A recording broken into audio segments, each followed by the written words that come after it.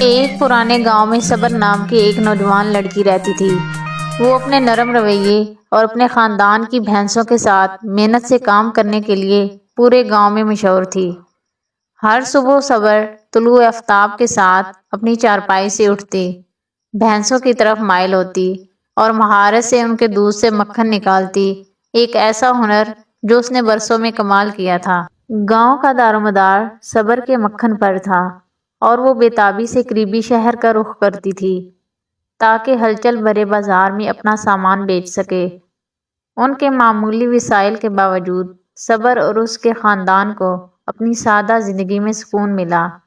ان کے دل ان نعمتوں کے لیے شکر گزار تھے۔ تاہم قسمت کے مطابق ایک شدید قحط نے زمین کو بدحال کر دیا۔ فصلیں سوکھ گئیں اور جانوروں کے علاوہ لوگوں کے لیے خوراک مشکل سے ہی کافی تھا۔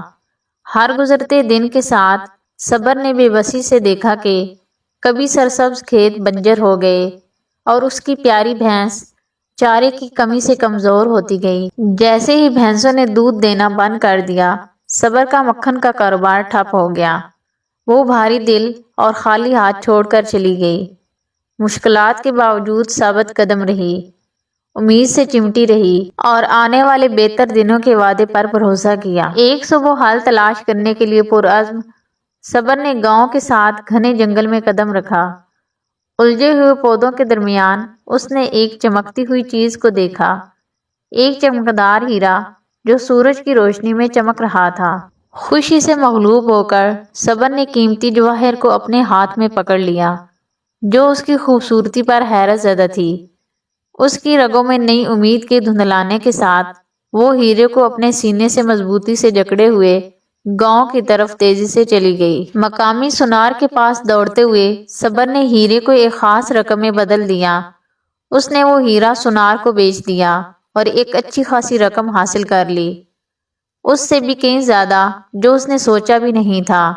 اپنی نئی دولت کے ساتھ صبر نے ضرورت مندوں کی مدد کرنے اور گاؤں میں جدوجہد کرنے والے خاندانوں کو خوراک اور آرام فراہم کرنے میں کوئی وقت ضائع نہیں کیا۔ صبر کی سخاوت کی بات جنگل کی آگ کی طرح پھیل گئی اور دور دور سے لوگ اس کے پاس مدد کے لیے آئے۔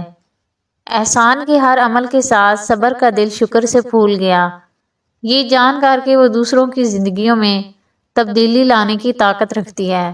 جیسے ہی قحط ختم ہوا اور زمین ایک بار پھر پھلنے پھولنے لگی، صبر سبز کھیتوں کے درمیان کھڑی تھی، اس کی آنکھیں خوشی کے آنسوؤں سے چمک رہی تھی، وہ پہلے سے کہیں زیادہ مضبوط نظر آ رہی تھی۔ اس طرح ایک عاجز گاؤں میں صبر نام کی ایک نوجوان لڑکی نے دنیا کو ہمدردی اور امید کی بے پناہ طاقت کے حقیقی معنی سکھائے۔ ہمیں اس کہانی سے یہ سبق ملتا ہے کہ اگر مشکل وقت آئے تو صبر کرو، کیونکہ صبر کا پھل میٹھا ہوتا ہے۔